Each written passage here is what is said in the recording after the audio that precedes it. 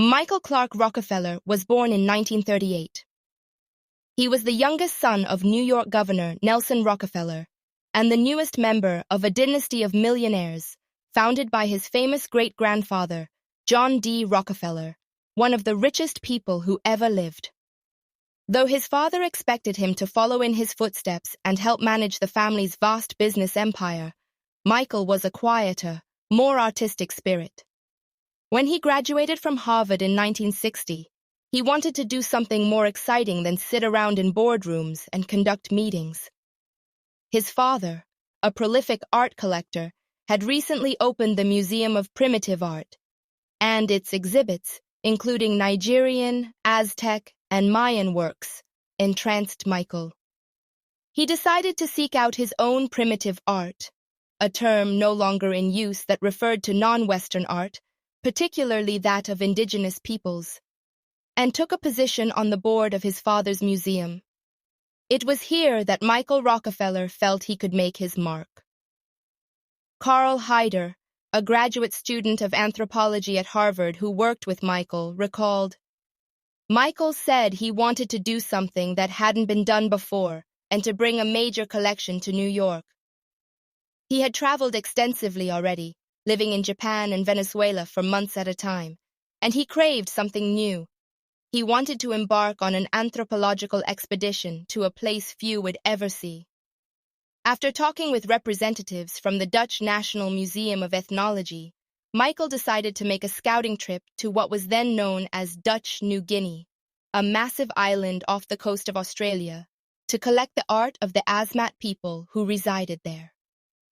By the 1960s, Dutch colonial authorities and missionaries had already been on the island for almost a decade, but many Asmat people had never seen a white man. With severely limited contact with the outside world, the Asmat believed the land beyond their island to be inhabited by spirits, and when white people came from across the sea, they saw them as some kind of supernatural beings. Michael Rockefeller and his team of researchers and documentarians were thus a curiosity to the village of Otjanep, home to one of the major Asmat communities on the island, and not an entirely welcome one. The locals put up with the team's photography, but they didn't allow the white researchers to purchase cultural artifacts like beche poles, intricately carved wooden pillars that serve as part of Asmat rituals and religious rites. Michael was undeterred. In the Asmat people, he found what he felt was a fascinating violation of the norms of Western society, and he was more anxious than ever to bring their world back to his. At the time, war between villages was common, and Michael learned that Asmat warriors often took the heads of their enemies and ate their flesh. In certain regions, Asmat men would engage in ritual homosexual sex, and in bonding rites, they would sometimes drink each other's urine. "Now this is wild and somehow more remote country than what I have ever seen before," Michael wrote in his diary. When the initial scouting mission concluded, Michael Rockefeller was energized. He wrote out his plans to create a detailed anthropological study of the Asmat and display a collection of their art in his father's museum. Michael Rockefeller set out once again for New Guinea in 1961, this time accompanied by René Wassing, a government anthropologist. As their boat approached Otjanep on November 19, 1961, a sudden squall churned the water and riled cross-currents. The boat capsized, leaving Michael and Wassing clinging to the overturned hull.